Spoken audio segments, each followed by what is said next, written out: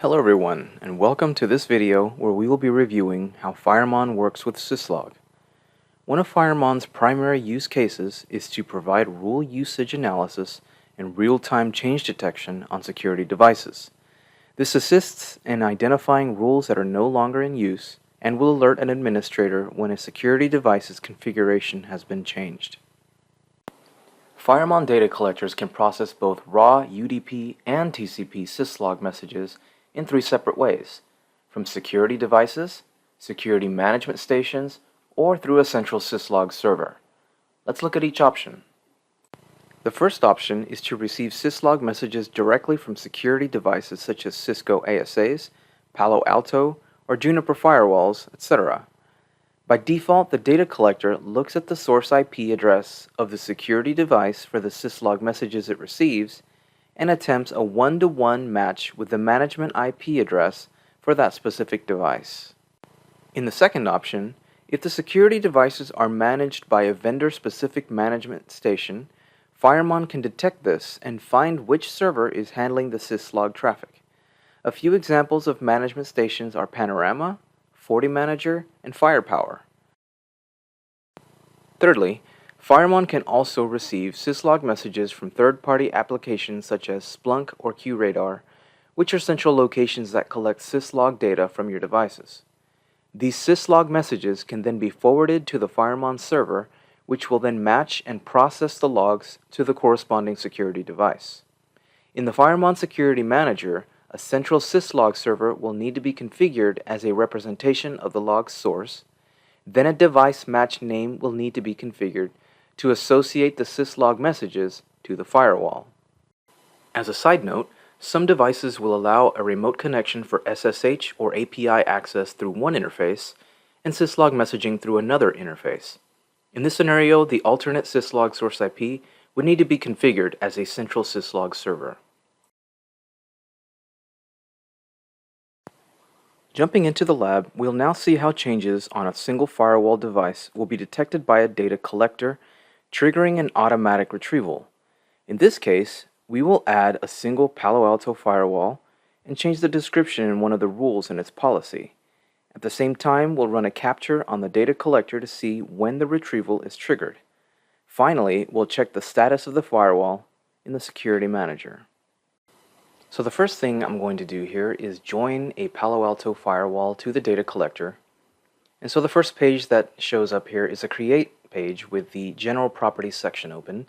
And so we'll enter the name, description, and management IP address, but not the central syslog server, as the firewall will be sending syslogs directly to the data collector. Next is the device settings, where I will enter the credentials of the user that was created on the firewall. And then one last thing I'm going to do here, because it's a lab firewall and it has no traffic flowing through it, I don't want to see those errors, so I will disable log monitoring. Now this is something, of course, I do not recommend for a production environment. And so we see that the device has been joined rather quickly, but the health status is showing up as warning. This is because, as we see here, there have not been any retrievals or changes detected in less than the minute that the device has been joined. Now there's a couple different things we can do to change the health status of the device. Number one would be to run a manual retrieval, which can be done by going to the ellipsis to the right of the device and selecting Retrieve Configuration. Or what I'm going to do is make a change on the firewall and have the data collector detect it. So I have two CLI tabs open to my data collector because I want to see the UDP 514 traffic coming in. And then on the other tab, I'm going to be running a tail and follow on the devpack.log file, which will show me when the retrieval starts, when it finishes, and if there's any issues along the way. This file can be found in the directory var log firemon dc IP address of the device, and then you run an fmos log view with any flags. Next, we'll go over to the Palo Alto firewall, and we will configure a very simple change. All we need is to change the description in one of the rules in the policy, and that'll be enough to trigger a syslog message to go out saying this user has made a change on the firewall, and the data collector will begin an automatic retrieval. As we commit the changes made on the firewall, we can go back into the captures on the data collector and see that syslog messages are being sent saying that the commit job has begun. Now, after some time, we can go back into the devpack.log tail and see that the configuration retrieval has begun as well. Again, after a minute or two, we'll see that the retrieval process is completed.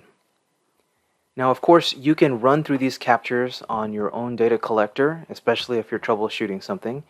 But another way that you can find out if a retrieval is completed is by looking at the Security Manager GUI, and there should be a toast box that will appear and show you that the changes have been detected and the automatic retrieval is completed successfully. And after seeing the toast box, we can refresh the page and see that our health of the firewall will change to healthy. So we click on this, we see that the retrieval is successful, that the configurations have been normalized, and then as we scroll down, we'll see that the change was detected. And we're done here. Next, we'll join a Firepower FMC to FireMon, and after all the managed firewalls are added, we'll add a role to the policy to trigger a retrieval. We'll see the management server signal the change to FireMon, and another automatic retrieval will occur. Alright, so this time we're going to go up to Device and Management Stations in order to create a Cisco FMC device. We'll get to this create page once again with a general property, so we'll enter the name, description, and management IP address. But again, the central syslog server is not needed as we are sending syslogs directly from the management station. Then we'll go into device settings and we'll enter the credentials of the user that was created on the FMC. And that should be it. We will see the device is joined right away as soon as we press this save button.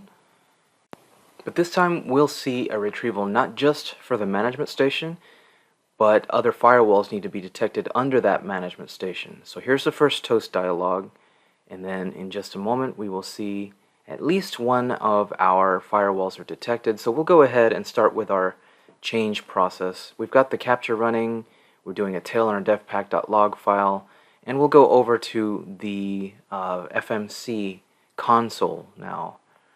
So we're going to go into our policy, we're going to add a rule. It's going to be very simple.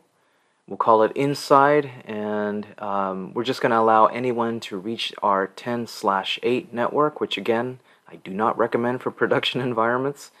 But one of the things I do want to mention is that we definitely need to log any of our rules so that the usage of the firewall can be detected by our data collector.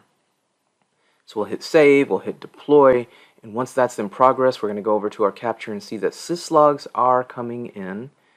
And then we'll go over to our devpack.log file and see that a retrieval has begun. And after some time, the retrieval work will be complete. We'll wait a minute or two and see that our retrieval work is finally complete. And once we see that, we'll go back over to our security manager and we should see that a toast dialog box has come up saying that the retrieval was finished successfully. So we'll go back into our devices view to see those detected firewalls and see that their status is healthy. In the final example, our security device will point its syslog messages toward a central log server or SIM. We will create a central syslog server in FireMon and associate it with the firewall. We will then go through the same exercise of manipulating the firewall policy and watch the messages come from the central syslog server, triggering an automatic retrieval of the firewall configurations. For this final portion of our lab, what I want to do is reuse the Palo Alto firewall that is already joined to Security Manager, but this time have its syslog sent to a central server. So the first thing we need to do is create the central syslog server object in the Security Manager. So you go into System, Central Syslog Servers, and the object is created by inputting a name as well as the IP address. So now we go back to the device, and we configure this central Syslog server by clicking on the object we just created. Another piece of information we'll need for these configurations is the Syslog match name. In the case of Palo Alto firewalls, it's the serial number. This is how the data collector will be able to distinguish syslogs from this specific firewall in the midst of all the other messages coming in from this central syslog server. So once again, we will set up our capture as well as the tail on the devpack.log file, and then we will trigger an automatic retrieval once again by making a change on the firewall. Syslog messages will start to pour into the data collector, and we'll see this time that the central Syslog server will be the source IP, but we'll also have that serial number of the specific firewall within the Syslog message.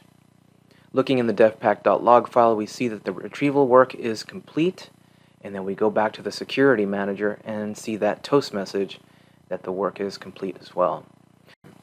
As mentioned earlier, it's possible that a firewall may send Syslog messages from an interface which is not its management interface.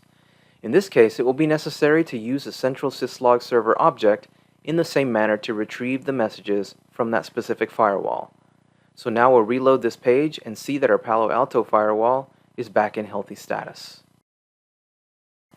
To summarize, we were able to see how to receive Syslog messages from devices in 3 different ways. We can configure a device to send the messages directly to the data collector.